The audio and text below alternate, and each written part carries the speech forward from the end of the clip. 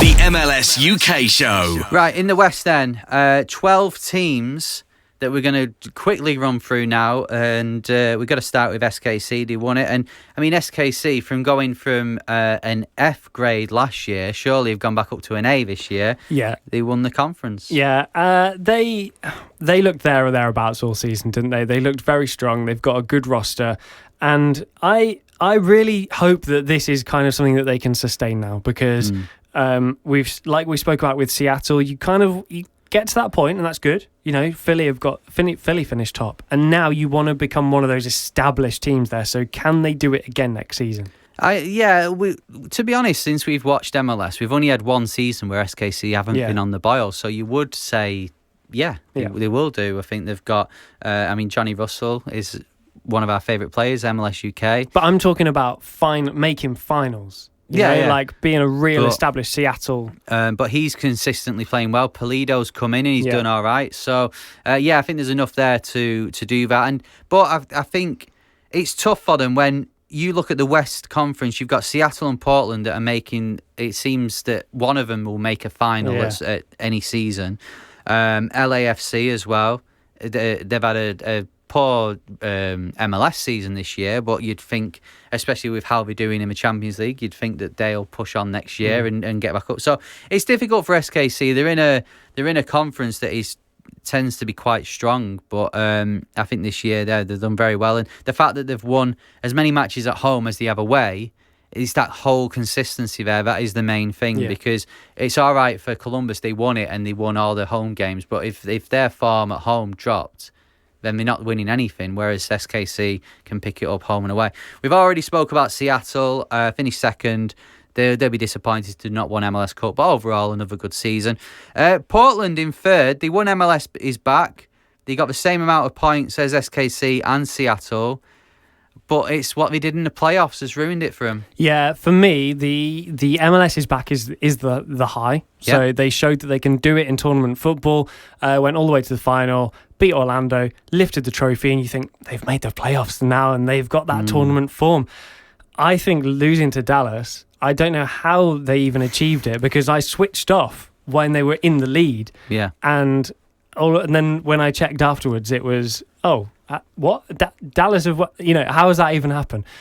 So for me, that's a huge loss, because they could have gone on to win the whole thing quite easily. If you look at, they finished on the same points as Seattle, and they could quite easily have gone and got to that final. Yeah, they could have. And it's what we've got to remember with the playoffs is it's only one game. So any team, I don't care who you are, whether you are Seattle Sounders, Barcelona, Bayern Munich, every team, Bolton Wanderers, every team has bad games, some more than others. And Portland did have a bad game against Dallas. They couldn't. They went 1-0 up. They should have won the game 3-4. They were all over them. And they didn't do it, and Dallas picked him off at the end and got a draw and then won on penalties. So I think overall Portland have had a season that I would still give an A grade to, but it could have been so much better. But still, there's a lot for them to build on for next season, and hopefully for them, they'll remember this. And this will be their inspiration to go further next year. Same for Minnesota, I think. Inspiration. They're on a different path in terms of they're very much on the up, very much on the Minnesota train with Adrian Heath. I think he's doing a great job. I think the roster's good. I think it could be better, but I think it's this season it was at the point where it could have been, at that point. Yeah, they've done a lot of building. It's taken a lot of time to get there. Few more additions, and they are a serious contender next year. That's got to be the goal. They've got to be looking to win that conference. They're good. They could be good enough. They were 5 minutes away from making MLS Cup. Yeah. So that tells you where Minnesota are. It's taken a few years, and I think they've never been. They weren't great in the first few games when they joined a few years ago, but since then they've been all right. They've been good. Yeah. They've always been great going forward. And I think, they can easily build on it. And this is what Adrian Heath, he'll be looking next year to go, right, this is the year where we go and win something. And for me, with Minnesota, now they're in the new stadium. Now they've found an identity. They know what they're doing. I mean, if Minnesota won the West or won Supporters Shield next year, I wouldn't be surprised. No way, not at all. I want to get to Dallas, LAFC, and San Jose, who kind of all in the same bracket in a bit. But I think special mention to Colorado, who definitely, I'm going to say, had a better season, better season than those three. They did, mainly because they played 4 less games and crammed in all the points in those games. But Colorado again to finish 5th, and you've got to remember they had spent like a month or so not playing. Yeah, it's getting going again. That was the tough thing. And they got over the line on points per game. I mean, they were comfortably on points per game. They were in 5th, but. It's nice to see Colorado up there because we feel they always recruit quite well.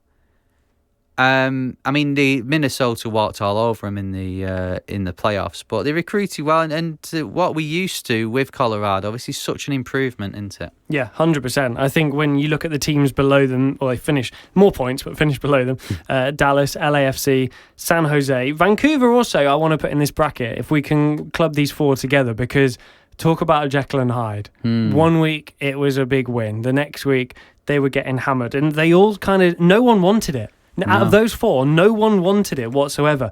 Yes, LAFC had some great games. They won 7 games at home, but then couldn't buy an away win. No, we couldn't. They didn't react well. They didn't play for a lot of the majority of the games they played. They didn't react well to that. Rossi tried his best, and he had isolated really good performance. Yeah. But as a whole, didn't think they played well. 100%. San Jose started. I mean, it was awful. It was embarrassing. I don't know. No one can disagree. But they clawed it back. Same as Vancouver. They looked down and out. San Jose and Vancouver both got hammered at points this season. But finishing 8th and 9th respectively. I'll be honest. I think that's probably a bit of a win after how it all began. Yeah. They conceded almost 100 goals between them, which. I mean, that tells you everything about San Jose and Vancouver. But they only played 46 games. I know, yeah. Between them. Vancouver, I mean, San Jose, they've gone from being the team a few years ago that were the whipping boys of MLS, and now they are just getting in the playoffs or there and thereabouts. So they have improved, and I think there's room for them to improve next year. I don't want to say what I'm about to say, but I've seen nothing to suggest, since we've been watching MLS over the last 5 years, I've seen nothing to suggest that I'm wrong. I came into MLS and I looked at the history and it's like, they've won MLS Cup 5 times. I've not seen them get close. No. I don't know if they are that. Are they there anymore? We know how it works. There's ups and downs. Look at Atlanta. LA Galaxy are the perfect example of that. I don't know if they are that. They don't set that bar anymore. For me, there's nothing to suggest that they were a real team to beat this year. And it does make me sad because of the history and because of the Beckham. And please don't, this is not coming from a bad place. Like, I love LA Galaxy because they are MLS because of David Beckham. And if you live in the UK, it's LA Galaxy because David Beckham. Yeah. So this is not like an attack on LA Galaxy, but I just feel like they're not there at the minute. No, LA Galaxy for me are like Arsenal, where you'll always respect the name, but let's face it, at the moment they're a million miles away from winning anything. Chicharito hasn't performed this year. He's been a real disappointment. And I mean, they've got other players that are trying to pull the weight, but it's just not clicked at all. And to finish 10th again, pre and post Latam, of what we've seen, they're finishing 10th. Yeah. And it's not for a club like LA Galaxy, it's not good enough. There's rumours that Greg Vanny might be the man who's going to come in and take charge. That's what they need. Exactly. I was going to say that for me, they need that type of person to come in, someone who's got a lot of MLS experience, who has proven that he can build. Because remember when he came into Toronto, he helped build that team into MLS Cup champions. Yeah.